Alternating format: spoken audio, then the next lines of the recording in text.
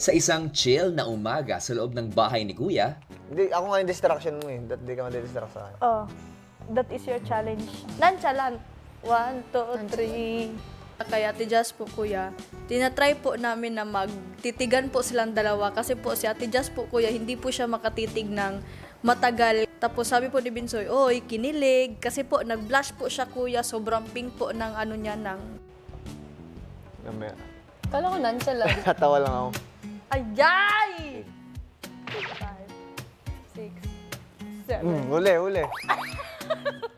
Wala, huli. Manalo, Anong tawag manalo. sa emosyon na yan? Jazz, ganyan ba ang nonchalant? Parang di naman. Ang teens kaya, nonchalant din? Silipin nga natin.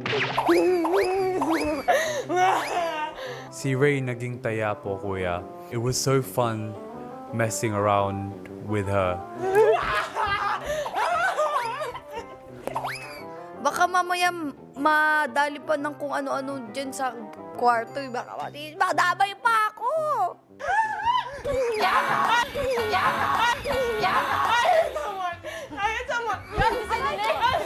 Tapos hinampas ako. Ako yung nahampas.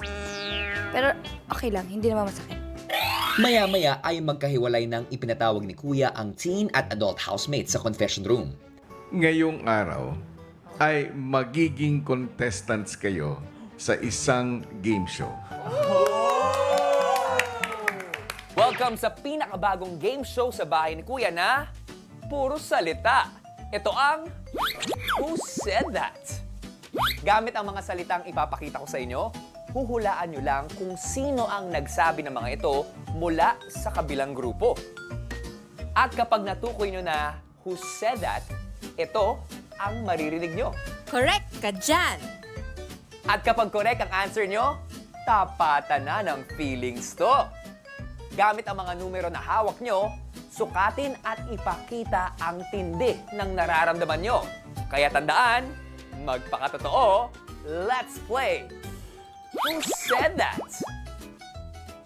Nakapaglaban ka na... Ay, nakapaglaba ka na ba ng iyong panty? Kasi kalat dito, kalat doon. Bahay mo ba to? Feeling mo naman. So, who? Uy, ayoko lang mga ganyan. Uy, Correct ka dyan. Yay! Tama ako! So, my rate is 1. 1, kuya, kasi hindi po ako naapektuhan at natawa lang po ako doon. That's all. Thank you. Ay, sa unang game show po, kuya, nakaka-enjoy. Yung parang excitement po. Kaibigan kita pero dapat kaibigan kita. Kaibigan kita pero dapat bitawan. Dun sa labas hindi ka mahihirapan. that makes more sense. comeback on that? No, don't ask! Don't ask! No, that's the one I regret the most. Correct ka dyan. Tupo, dahil... Na-cringe po ako sa reply ko. Because she was singing that song, Kuya. She just changed the lyrics. I was trying to change the lyrics and continue the song. But I failed to do it. So I was like, oh, why did I do that? Alam mo, nung nalaman ko na ikaw ang katapat ko, Sus sus ko! ko po, paano? Paano ka mananalo? JM. Correct ka dyan. Feeling ko ako yung nanalo talaga po nun ko yun.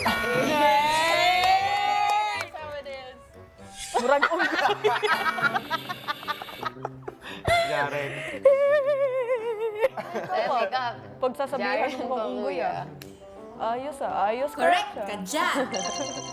Para sa akin, 1 point po kuya. Dahil yung linya na ho na yun, nanggaling din ho sa amin. Natuwa po ako sa sinabi. Hindi ho talaga Walang ako nasaktan, effort. kuya. Alam kong mahirap lang ako, pero alam ko rin sa sarili ko na kayang kitang lamangan. Binsoy. Correct ka dyan. I give it a 2 because I was confused and I didn't expect Binsoy to bring up backgrounds in this rap battle. Sa mga sumunod na tanong ay magkakasunod na sinukat ng magkakabilang grupo ang kanilang nararamdaman sa mga narinig na linya sa rap battle. Masaya ba yung nanay mo sa pinaggagawa mo dito? Correct ka dyan. Give it a 3. Kasi dinama yung nanay ko. Ayokong dinadama yung nanay ko. If about nga sa akin, hindi nga po ako masasaktan or wala nga po akong mararamdaman. Kaya isang beses lang ako nag-number 3 na, syempre dun sa scoring kanina. Kasi yun yung about kay mommy. Ikaw, proud ka ba na nakikita ka ng kapatid mo at ng mama mo na ang kalandian mo dito? Ano bang pinunta mo dito? Pangarap o syota? Yang po, kuya. Correct ka dyan! Okay, I think dito ako nagsimula na parang uminit yung tenga ko. Especially nung sinabi niya na proud ba yung mom and brother mo, tapos kalandian. Because parang you really think of me that way, na I'm only here because of that. So yun lang, my goal here is not to find love or not to do anything. It's for my dream. Yun lang po, kuya. Doon ako na-hurt sa kalandian. Nasa moving on stage na po ako, ayoko na pong balikan. Pero I feel like I needed that also. Kahit 2 to 3 days after that happened, grabe, guilt na yung pumasok talaga. Basta ihiwalay mo lang ang emosyon mo at sa... Now, na habang binabasa namin, it's more of lungkot na. Thank you for playing Who Said That? Thank you, kuya! At dito, nagtatapos ang Who Said That?